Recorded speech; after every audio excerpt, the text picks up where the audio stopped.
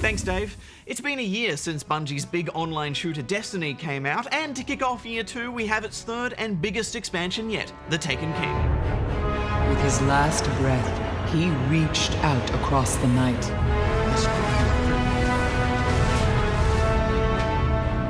The night has answered.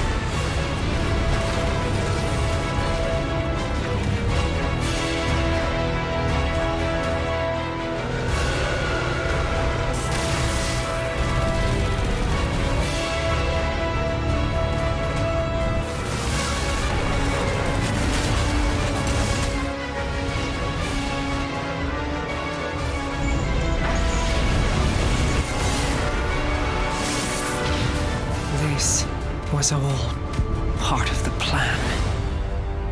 Ah, Destiny. It's proven to be quite the divisive game, hasn't it? Yes, it can be a love it or hate it experience. The shooting and looting was great, but the story was a bit rubbish. And there wasn't really enough content to keep the end game from becoming too repetitive. But The Taken King has pretty much overhauled the whole experience, and now with 3 new expansions, there's a lot of new content here. The big question is it worth sticking around for now, or is this the same old Destiny? Well, let's take a look at the story, which I'm still a little confused by, to be honest. There's this guy, Oryx, who is the Taken King, and he's angry because we killed his son, Crota, in the first DLC's raid, so he's out for revenge and we have to stop him. Which is straightforward enough, I guess, but the whole space god, space magic thing just leaves me a little bit lost. Yeah, there's some pretty dense lore to dig into if you want to understand it, but I think they've done a much better job at the presentation of the story this time around. There's some great cutscenes that go a long way to making this feel like a more exciting and fleshed out universe. Not to mention the star of the show is the robot Cade 6, played by Nathan Fillion. Huh. You know, you're a true artist. Can't even see the join. Yeah, Robo-Fillion was great, and I feel like he was a voice for players like me who maybe were a little bit lost. They are taken. Eris, get your rock off my map. He's very flippant of the deeper lore and just encourages you to get in there and shoot, which helps stops things from feeling way too serious. Cade, our discussion is not yet concluded. Oh, I know. That's why I'm leaving.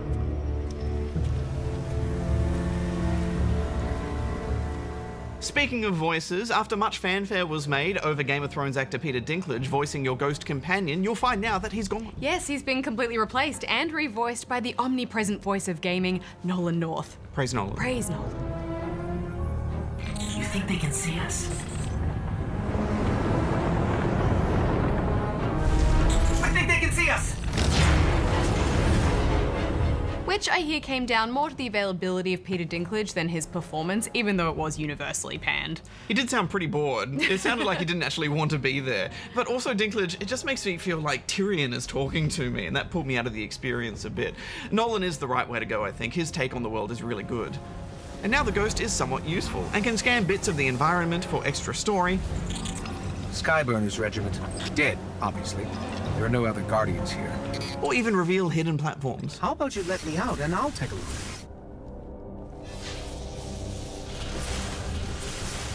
But let's talk about what else is new. Along with the usual array of new missions and strikes, there's also an entirely new faction of enemies to fight, known as the Taken. They're technically just all the old enemies, except they've been sucked up by Oryx and transformed into his Taken slaves. And these versions completely remix how each enemy moves and fights. That's just an image I collected from the world's grave. A dreadnought. Also, because he takes all the different species and mashes them together into one army, you get whole new enemy combinations to deal with, which is great. They are a clever way to refresh the combat, but let's be honest, they're basically just a new version of Halo's Flood, aren't they? Only with a different type of space zombification. Yeah, pretty much. I enjoyed fighting these guys more than the Flood, though. The other major addition is the new destination, the Dreadnought, which is Oryx's big ship that settled into Saturn's rings after blasting a big hole in them. Jerk move, Oryx. That's our prettiest planet. It's nice to see a new destination, though, on top of the game's original 4 planets, although I still would like to see more. It is space, after all. It's pretty big. The Dreadnought is quite small, too. You can't even fly your Sparrow around in it. But as they say, it's not the size that matters, it's how you use it, and they have used this space in a few interesting ways. It's loaded with little secrets and chests that you'll have to figure out how to open. And it's also got a thing called the Court of Oryx, which lets you summon some big bosses into a little arena.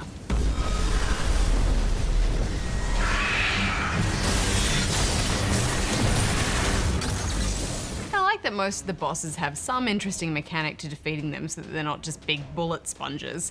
And it's good that it's in a public space so that you'll often get strangers wandering in and forming groups to take them on.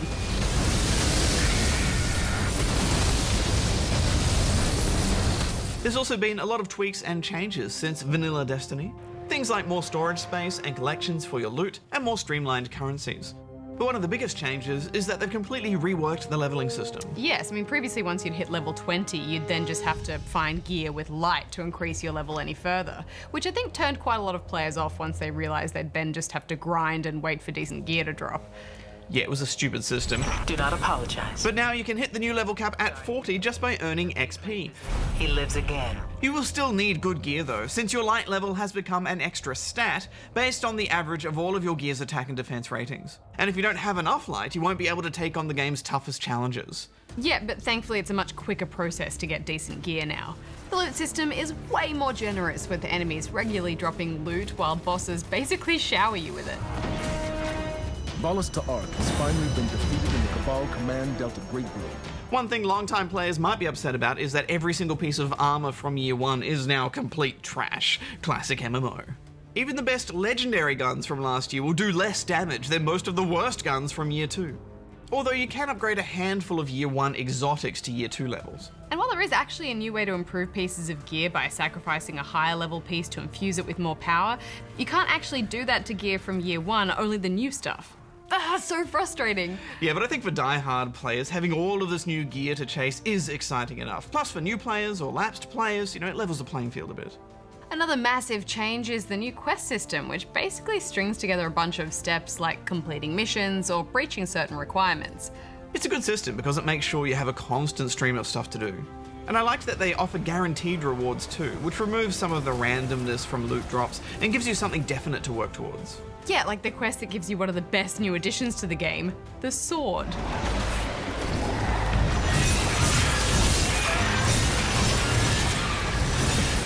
Oh, at last Hex, they've been teasing us with swords since the game came out, and now finally we can have swords of our own.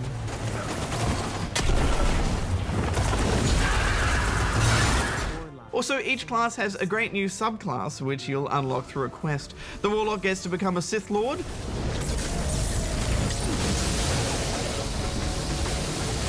The Titans get to hurl explosive flaming hammers.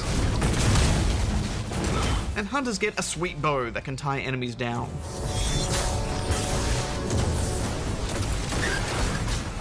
The quests also slowly drip feed you a bunch of brand new missions as well. So while you can get through the main story missions in a few hours, you'll still have a steady stream of new content to work through. Get in there, clean up the ticket, and give yourself a pat on the back. In that order. But all of that is mere icing on the cake for the most dedicated players out there. The most exciting thing for them is the new Kingsfall raid.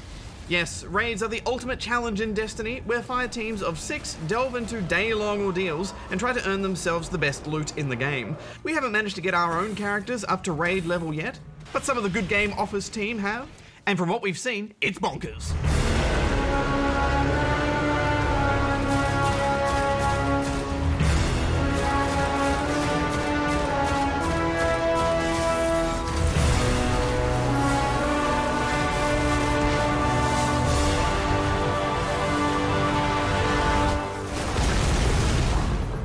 So that's most of what's new, but there's also a bunch of new multiplayer stuff. There are 8 new maps and a couple of new modes, with Rift, which has teams trying to get a spark back to a rift.